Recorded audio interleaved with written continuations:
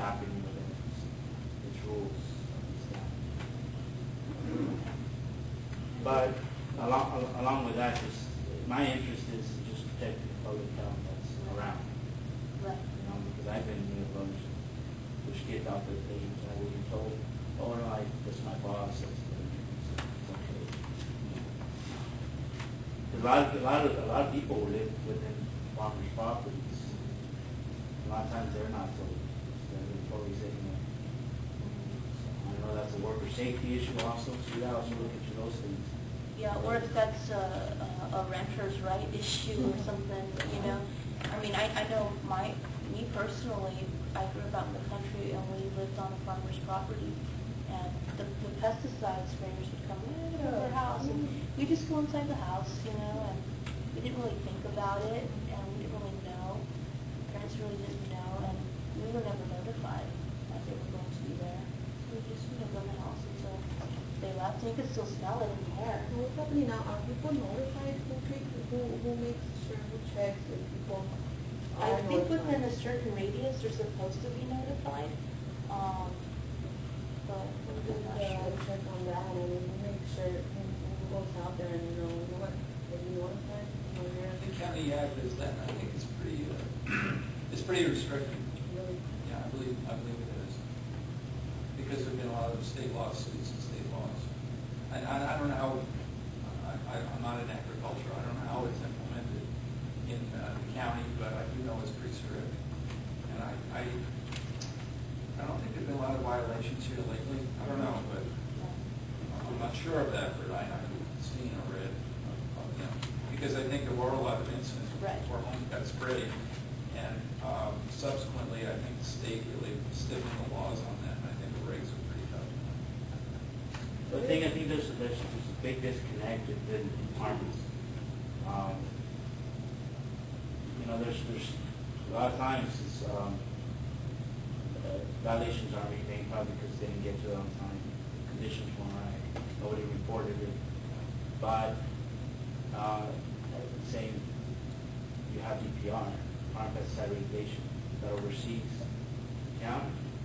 So the county doesn't react. You call DPR and they're just sure to react.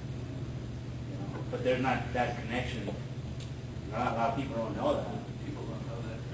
You know, I mean, because you can't deal with it local. You just call DPR and they'll deal with it. They're very strict. Very strict. You call them and you tell them the case. They didn't follow up on it. And I've seen it now. So, but a lot of people aren't making that call. So, and the reason I say that is because I've called applicators. And they're real quick at pointing out the neighbors and saying, hey, no, it wasn't us, but you know what, that other guy is the one that's doing that. Spraying over, you know, fields where they're just going to plant. I mean, because a lot of times they think you're trying to get them, and they want to point you in a different direction. And yeah, I've had that happen. And we just did a focus group with farm workers. We rushed to also try and identify some educational materials, but they were real quick and say, hey, you know, work on these conditions.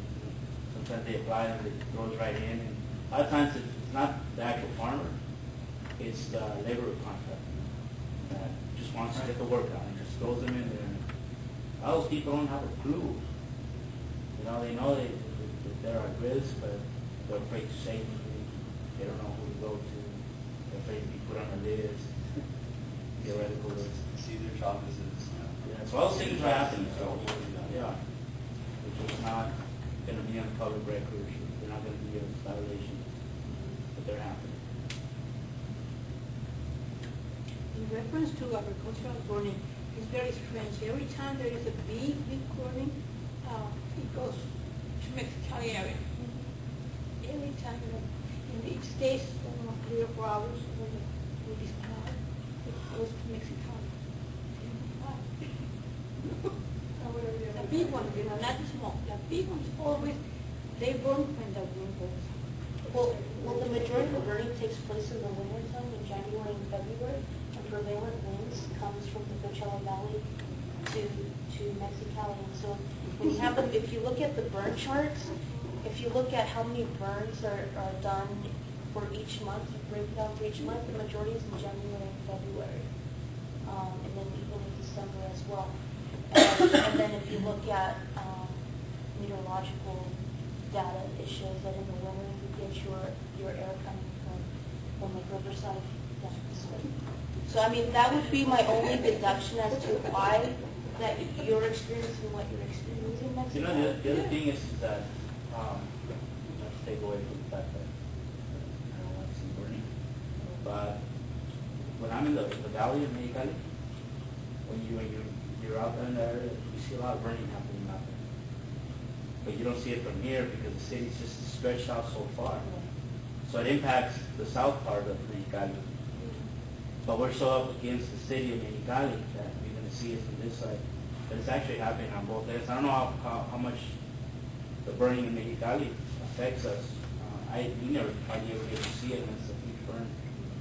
But when you get down to the other end, you see quite a bit of burning happening as well.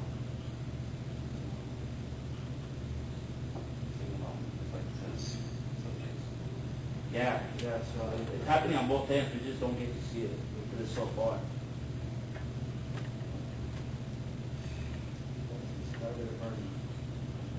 Well, I like that idea about looking more into World War X and how that could be strengthened and possibly to the staff requirements and work with the air district and see, what they've seen as well and what their limitations are as well, the resources they would need in order for stronger implementation. So that's a good step, I think, there.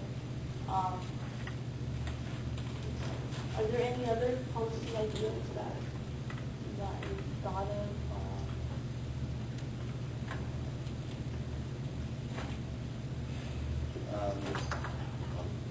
No, I'm waiting carefully. I'm not here to monopolize, I'm here to share ideas.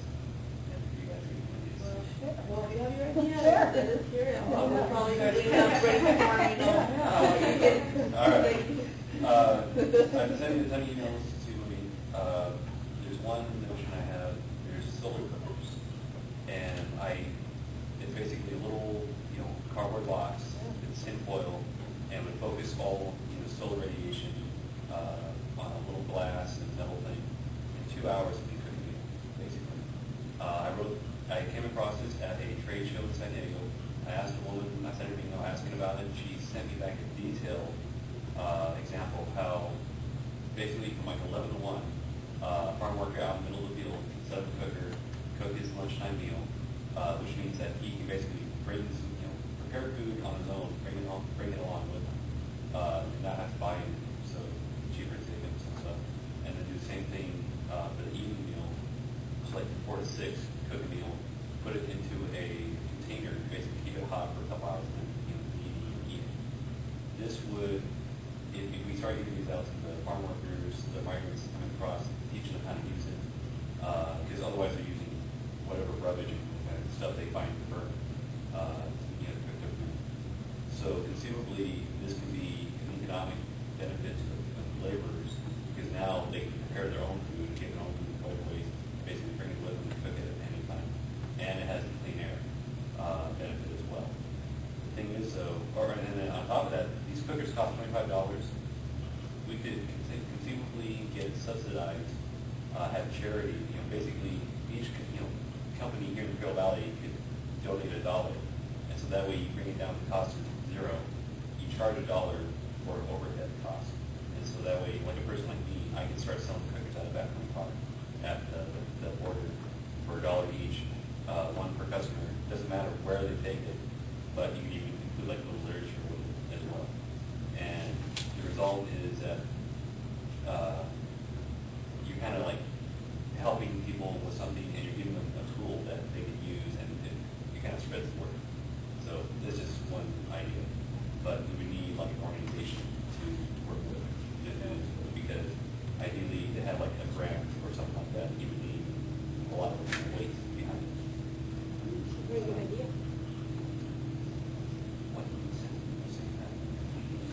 There's no way to possibly read all your emails. For farm workers? I'm sorry? But you said for farm? Yeah. Actually, this is my office. Then they would ask for a night shift. Because Because they're going to work, they're going to eat, they're going to boiling the 11 to 1. Well, how much,